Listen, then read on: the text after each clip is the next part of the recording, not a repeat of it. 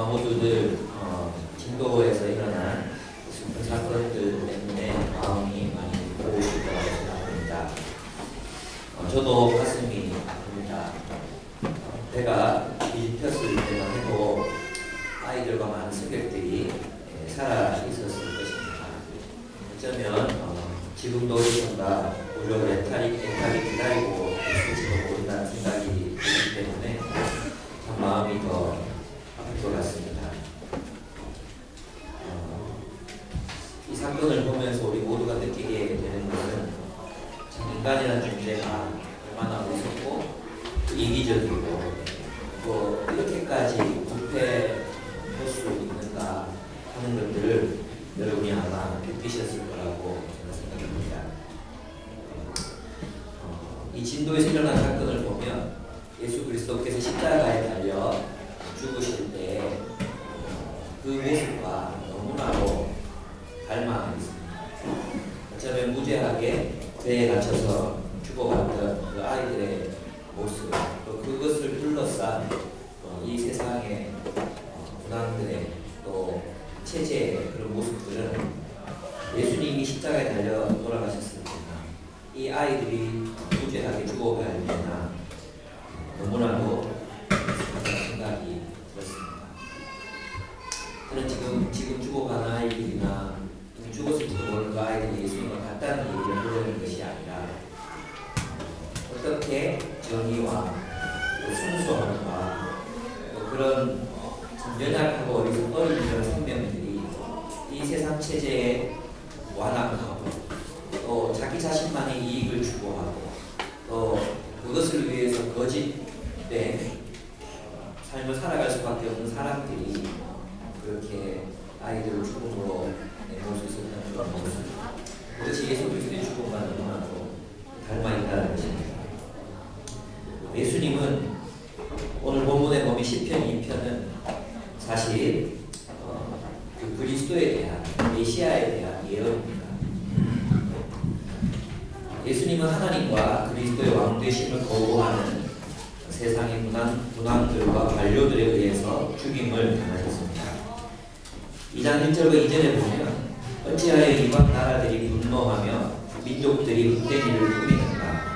세상의 군왕들이 나서며 관원들이 서로 꾀하여 여호와와 그의 기름 부음 받은 자를 대적하며 우리가 그들의 맹 것을 끊고 그의 결박을 끊어버리자 하는도다 라고 이야기하고 있습니다.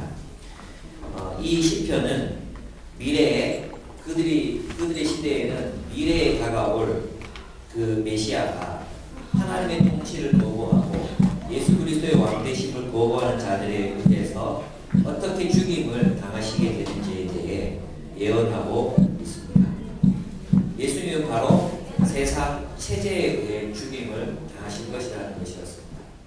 왕과 관료들이라는 세상 체제, 세상을 지배하고 있는 체제, 그 체제에 의해 예수님은 죽임을 당하신 것입니다. 이 세상 체제는 하나님과 그리스도가 왕이 되는 것을 싫어합니다. 만약 하나님과 그리스도가 왕이 되시고 하나님의 통치가 실현된다면 세상의 지배자들은 자신의 기득권을 잃어버리게 될 것이기 때문입니다. 하나님의 정의와 예수 그리스도의 왕되심을 정말 우리의 전 생애를 통해, 전 삶을 통해 인정하게 된다면 자신의 기득권과 부와 명예와 이익을 내려놓고 하나님의 뜻에 순종하고 하나님의 통치를 실현하면 그러면 자신이 손해볼 것이 너무 분명하기 때문입니다.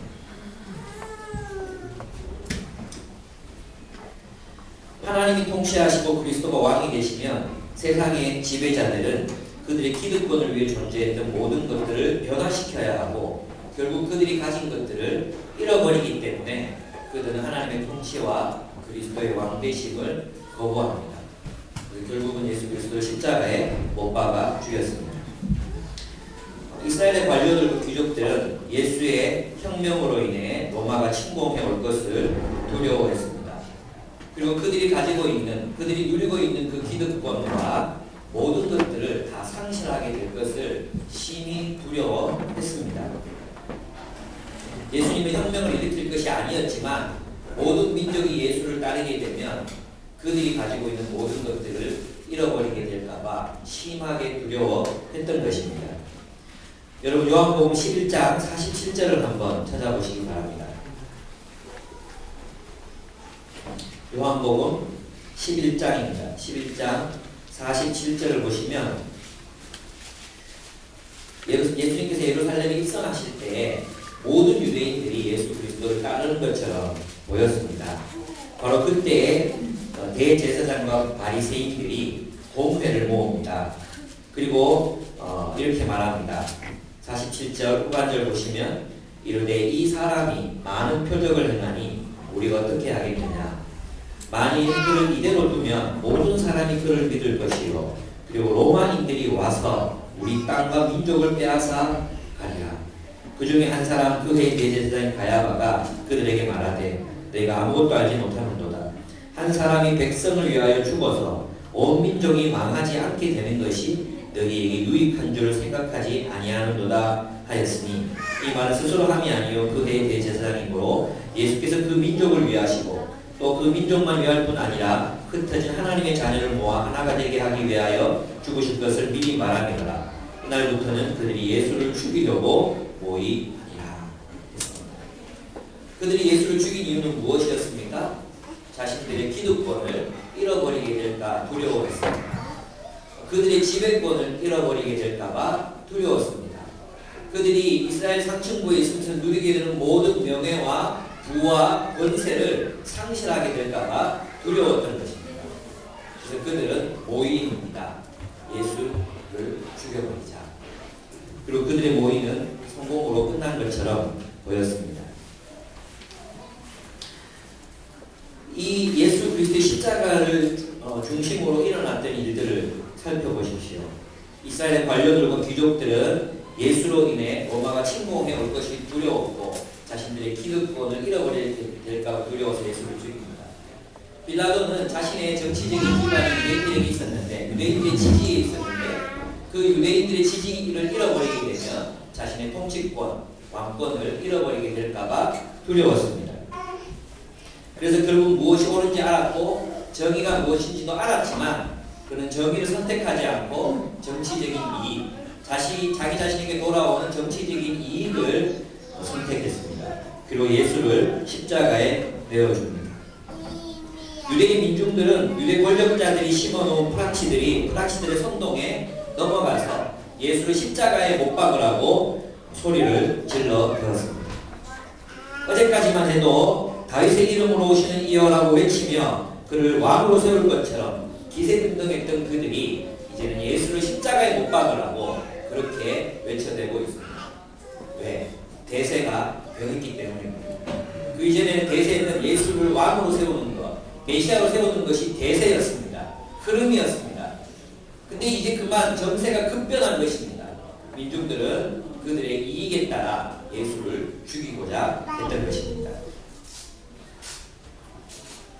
로마의 군인들은 아무것도 알지 못한 채 한 사람이 무죄하게 죽어가고 있음에도 불구하고 십자가 아래에서 겉옷을 나누고 속옷을 제비 뽑으며 희롱하며 침뱉으며 놀고 있었습니다. 로마의 군인들은 아무것도 알지 못한 채 로마의 힘과 권위를 과시하기에 바쁩니다. 이번 진도에서 일어난 일을 보면 예수 그리스도의 십자가를 둘러싸고 일어났던 일들이 고스란히 재현되는 것을 볼 수 있습니다. 선주는 돈을 벌기 위해 노령의 배를 사들였습니다. 원래는 선박 연한이 20년이 연한인데 18년 된 배를 사들이게 된 것은 등본이 30년으로 밀려놓았기 때문이었습니다. 돈을 벌기 위해 안전에 신경을 쓰지 않았습니다. 안전점검도 이루어지지 않았습니다. 이건 제가 해군에서 봐서 아는데요. 참 잘 압니다.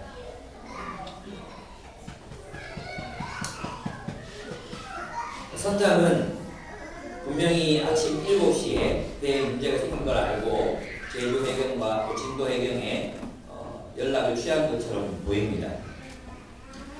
근데 그때도 아마 자력으로 뭔가를 해결해 보려고 했을 것이고 또 사고가 났기 때문에 책임을 회피하기 위해서 여러 가지 증거들을 조작하거나 입을 맞추거나 하는 일들이 분명히 있었을 것입니다. 그리고 배가 이제 전복되기 직전에 선원들과 선장은 탈출이라고 표현할 수 있을 정도의 그렇게 탈출합니다. 기관실은 배 가장 밑바닥에 있습니다. 기관실에 있는 선원들까지 다 연락을 해서 조명정에 오르게 하고 다 탈출을 시킵니다. 배가 이미 기울어져서 회생이 불가능하다는 것을 그들은 알고 있었습니다. 몇 사람들, 항해에 자기를 갖지 못한 몇 사람들만 그 배에 있는 아이들의 생명을 책임지려고 하다가 함께 죽었습니다. 해경은 책임 전가에 바쁩니다. 첫날도 하겠다고 했던 모든 일들이 둘째 날 이루어지지 않았던 것을 보고 유족들은 분노했습니다. 물론 저도 해군 출신이고 또 지난번 예전에 또 배가 전복됐을 때 저도 군대에 있었습니다. 그래서 저희 배에서도 SSU 팀을 태워가지고 현장에 사람들을 실어나가는 일들도 했었습니다. 참 어렵습니다. 특공대원들이 바다 밑 조류가 심한 그 바다 밑을 들어가면 실제로 30cm 앞도 보이지 않습니다. 그런 상태에서 잠수를 하고 하는 거 굉장히 어려운 일이 분명합니다. 그런데 해경은 그 연락을 받고도 1시간 30분이나 지체돼서 현장에 겨우 도착을 했고 아무런 초동 조치를 취하지 않았습니다. 아무도 책임지지 못하는 컨트롤 타워가 없었고 또 그 누구도 이 일에 책임지고 뭔가를 시도하지 않았던 것입니다. 정말 유족들이 답답해하는 것은 아무도 진실을 말해주지 않고 상황이 어떻게 진행되는지 똑바로 정직하게 얘기해달라는 건데 그 유족들 앞에 나오는 TV는 몇 분이 지나거나 편집된 내용들만 갖다 놓으니까 사람들이 화가 나지 않을 수가 없는 것입니다.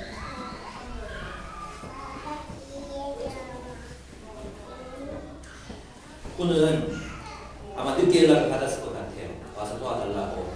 그리고 도착했지만 결국은 자신들이 희망으로 안 되면 외국에 지금 뭐 훈련 기간이니까 미국 배들이 많이 들어와 있지 않습니까? 그들의 첨단 장비를 빌릴 수도 있었고 도움을 요청할 수도 있었습니다.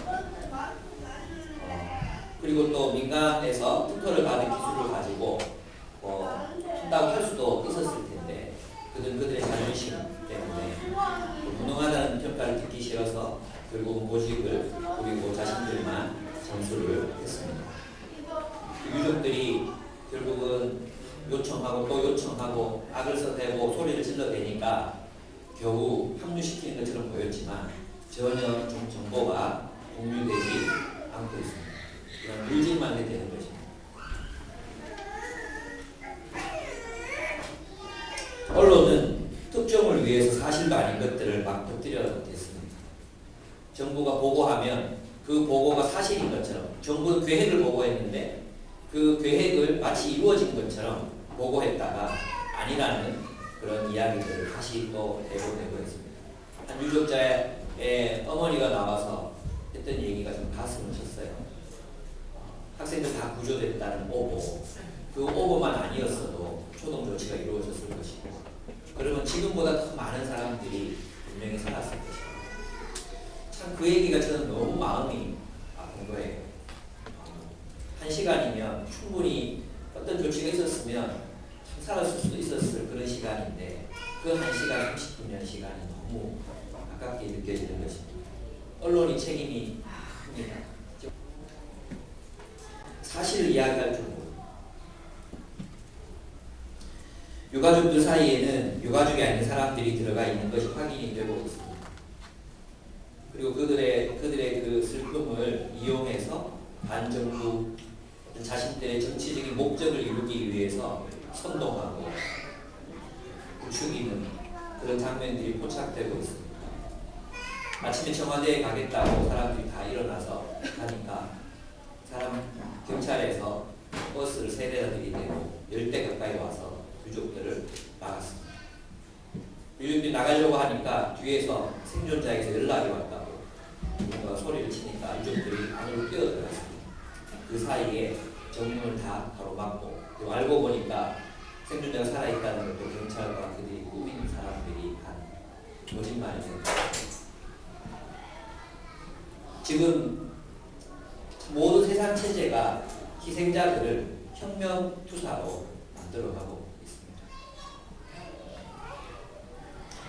그 사이에 우리 아이들은 죽어갔습니다. 여러분, 저는 이 세상을 살아가면서 이 세상 체제는 정의를 실행하는데 너무 무능하다는 것을 거듭거듭 발견하게 됩니다. 모두가 자신의 기득권을 지키기에만 급급합니다. 거기에 우리 자신이 예외가 될 수 없다는 것입니다. 우리가 정말로 본문에 나타나 있는 것처럼 우리가 하나님의 통치를 살아내고 예수 그리스도의 왕 되심을 위하여 정말로 실제적으로 우리의 현실적인 삶 속에서 살아가지 않는다면 배를 버리고 떠난 선장이나 우리나 자신의 기득권을 지키기 위해 거짓말만 둘러대는 해경이나 우리나 특정 보도 하나 받아보겠다고 그저 성급하게 기사를 써대는 기자들이나 우리나 별 다를 바가 없다는 것입니다. 누가 누구를 욕하겠습니까? 어쩌면 우리 이 공간 안에 똑같은 일이 발생한다면 우리도 똑같이 행동할 수 있는 사람들입니다. 언제 하나님의 통치, 예수 그리스도의 정의가 이 세상에 실현이 되겠습니까? 세상은 하나님의 통치를 거부하고 예수 그리스도의 주되심을 거부합니다. 세상은 정의를 짓밟고 오로지 자신의 이익만을 추구하며 살아갑니다. 그때 시편 2장 4절을 보시면 하늘에 계신 이가 웃으시며 주께서 그들을 비웃으시리로다. 그때 분을 바라며 진노하사 그들을 놀라게 하여 이르시기를 내가 나의 왕을 내 거룩한 산 시온에 세웠다 하시리로다. 하나님은 자신의 통치를 이 땅에 실현하기 위해서 한 왕을 세우셨습니다. 그 왕은 예수 그리스도이십니다. 그가 하나님의 뜻을 이 땅에서 이루어지게 하실 것입니다. 그가 하나님의 뜻을 이루실 것입니다. 하나님의 통치를, 하나님의 정의와 사랑의 통치를 실현하실 것입니다. 예수 그리스도가 바로 그분이시라는 사실은 그분이 죽음을 이기고 부활하신 것을 통해서 알 수 있습니다. 2장 7절은 사도행전 13장 32절에서 다시 재인용되고 있습니다. 사도행전 13장 32절을 한번 찾아보도록 하겠습니다. 사도행전 13장 32절입니다.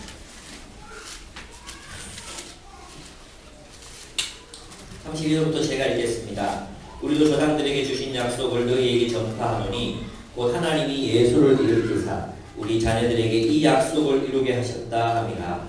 시편 둘째 편에 기록한 바와 같이 너는 내 아들이라 오늘 너를 낳았다 하셨고 또 하나님께서 죽은 자 가운데서 그를 일으키사 다시 썩음을 당하지 않게 하실 것을 가르쳐 이르시되 내가 다윗의 거룩하고 미쁜 은사를 너희에게 주리라 하셨으며 또 다른 시편에 이르시되 주의 거룩한 자로 썩음을 당하지 않게 하시리라 하셨느니라. 다윗은 당시에 하나님의 뜻을 따라 섬기다가 잠들어 그 조상들과 함께 묻혀 썩음을 당하였으되 하나님께서 살리신 이는 썩음을 당하지 아니하셨나니. 그러고 있습니다.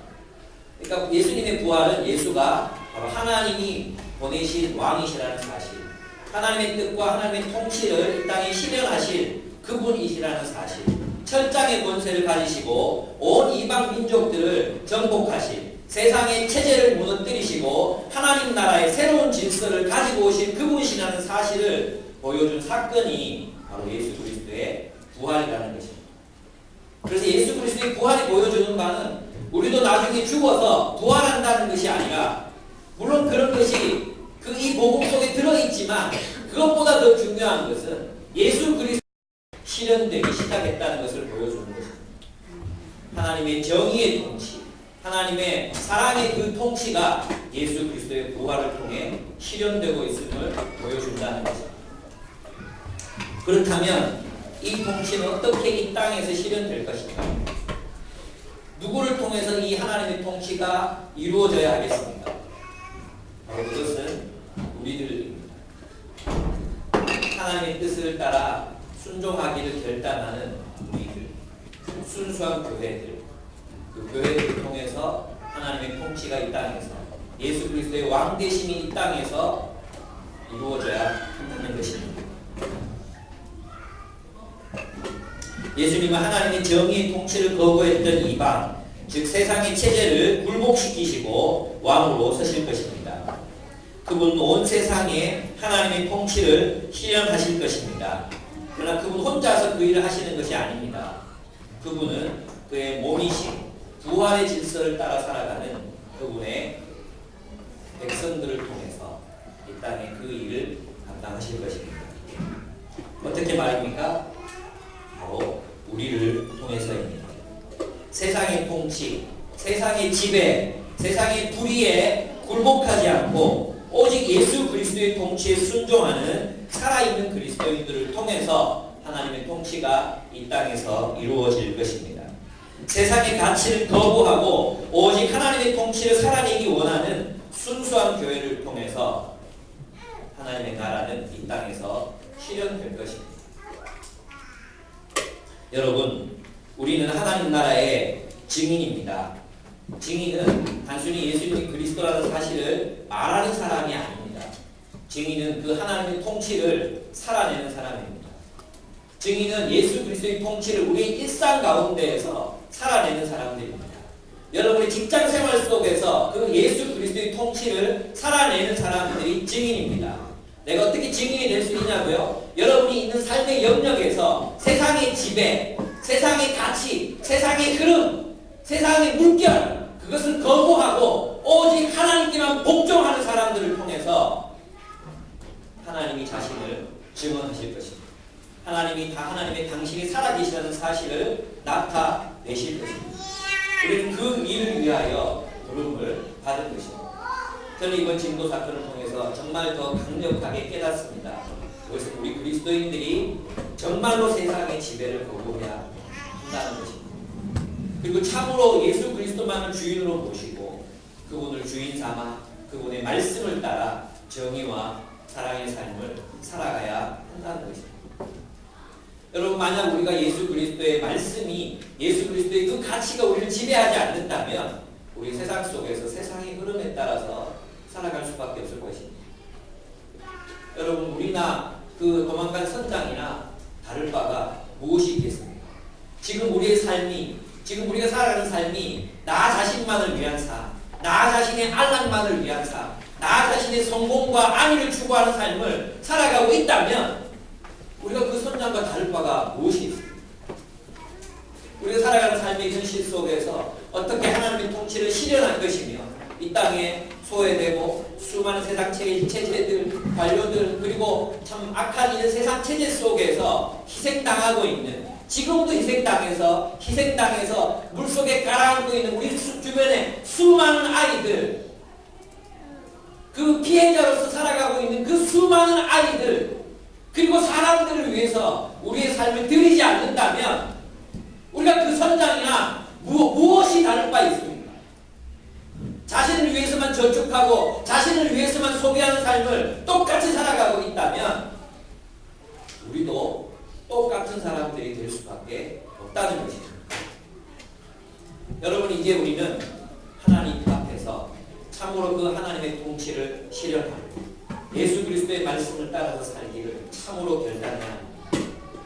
그리고 정말 모든 사람, 모든 세상 체제, 하나님의 통치를 거부하고 예수 그리스도의 주되심을 거부하기 때문에 자신의 탐욕을 위해서 체제를 만들고 자신의 이익을 위해서만 살아가는 이 세상을 거부하고 우리는 더 낮은 곳으로 우리의 몸을 필요로 하는 것으로 어쩌면 배가 아닌 이 세상이라는 배에 갇혀서 침몰하고 있을 그 사람들을 향해서 우리가 나아가야 한다는 것입니다. 그런 이웃사랑의 증거가 없는 사람들은 그 그리스도인이라 부를 수 없다는 것입니다. 여러분 주일날 교회에 나와서 예배 드리는 것으로 그리스도인이 되었다 착각하지 맙시다.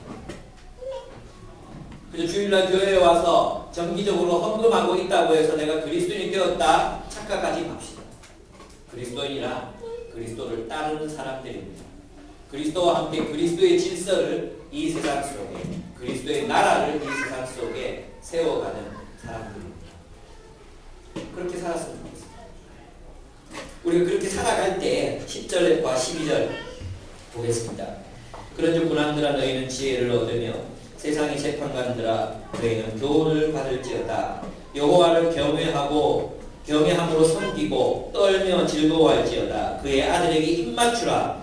그렇지 아니하면 진노하심으로 너희가 길에서 망하리니 그의 진노가 급하심이라. 여호와께 피하는 모든 사람은 다 복이 있도다 하신다. 이 세상의 문제는 결국 군왕들이 하나님의 지혜를 받아들이고 관원들이 하나님의 교훈에 귀를 기울이며 여호와를 진심으로 섬기게 될 때 해결될 것입니다. 결국 문제의 핵심은 정말 순수한 교회, 순수한 그리스도인, 하나님의 말씀에 굴복하고 하나님의 통치를 실현하기 위해 증인된 삶을 살아가기로 결단하는 사람들을 통해서 이 세상의 문제는 하나씩 하나씩 해결되어 가기 시작할 것입니다. 하나님이 바로 여러분들을 그 자리로 부르셨습니다.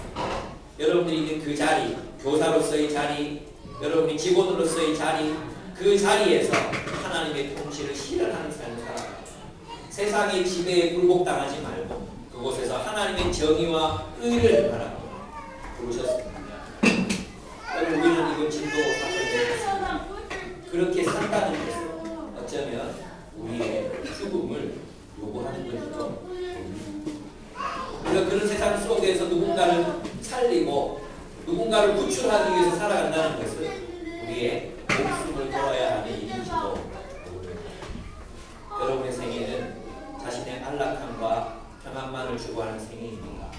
아니면 이 체제 하나님의 통치와 예수 그리스도의 왕되심을 거부한 채 정의롭지 못하고 이기심으로 다른 사람들을 죽이는 체제, 이 체제를 거부하고 예수 그리스도를 따라 예수와 함께 죽기를 각오하는 삶을 살아가고 계십니다. 그리스도인인 것이 이렇게 부끄러웠을 때가 없었던 것 같아요. 참 너무 부끄럽고 참 부활절이 이렇게 힘든 날인지 정말 몰랐습니다. 예수께서 부활하신 날 참 우리에게 하나님께서 말씀하시는 것입니다. 내가 그 부활의 질서를 살아야 됩니다. 내가 부활했다고 너희는 기뻐하고만 있고 내가 왜 부활했나? 내가 하나님께서 나를 왜 왕으로 세웠나? 그 왕되심을 따라 살아갈 사람들이 너희들이 부활의 질서를 창조해내고 이 땅에 하나님의 정의와 사랑의 질서를 심어야 될 사람들이 너희들인데 너희마저 세상의 일부가 되고 그래서 이번 부활절은 기뻐하지 않고 슬퍼하는 부활절이 되었으면 좋겠습니다. 하나님께서 참으로 이 부활의 의미가 무엇인지 우리에게 가르치고 계십니다. 여러분 우리 정말 예수 그리스도의 뜻을 따라서 오직 주님께만 굴복하는 인생을 살아가신 여러분들이 되시기를 바랍니다. 여러분이 속한 그 삶의 영역에서 하나님의 정의를 실현하고 하나님의 정의를 위해 살아가는 여러분들의 인생이 되시기를 축복합니다. 함께 기도하시겠습니다. 솔직한 마음을 여러분께 말씀드립니다. 그런 마음이 들어요. 예수님, 당신이 왕이 되셨잖아요.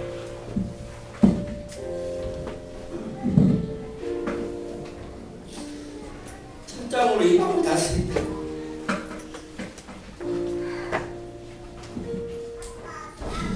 이 세상의 악한 것들을 다 무너뜨리신다면서.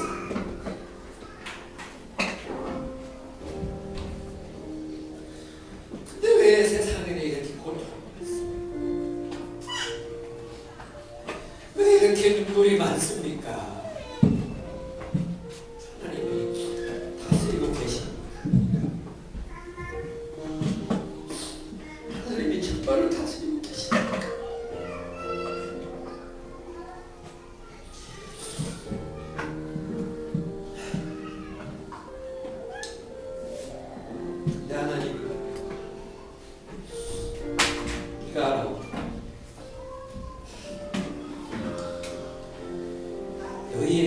맡겼다고 말씀하십니다.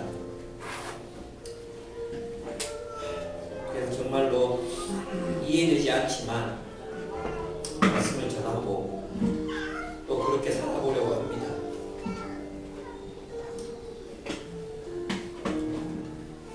예, 그렇게 살 겁니다. 왜? 세상에 희망이 없는 것처럼 너무나 잘 알고 있습니다. 하나님 안에서 소망을 보았고 하나님 안에서 희망을 발견했습니다. 그렇게 살아가는 사람들도 만났습니다. 우리 결단합시다. 주님, 우리가 주님 나라, 주님의 질서, 하나님 나라를 위해 살아가는 삶을 정말로 우리의 인생 속에 살아가게 해주십시오. 하나님의 나라가 참 내가 하나님의 통치를 살아가는 그 삶의 영역을 통해 증거되고 또 참 변혁을 일으키며 변화를 일으키는 힘이 되게 하여 주시옵소서. 저 진도 바다 물속이 아니라 이 세상이라는 거대한 바다, 이 세상이라는 거대한 물 속에서 침몰해 가고 있는 사람들, 그 사람들에게 우리가 초점을 맞추고 그들을 사랑하고 그들을 구출해내는 삶을 살아가기로 이 시간 결단합시다. 그렇게 살겠다고 주님 앞에 아뢰습니다.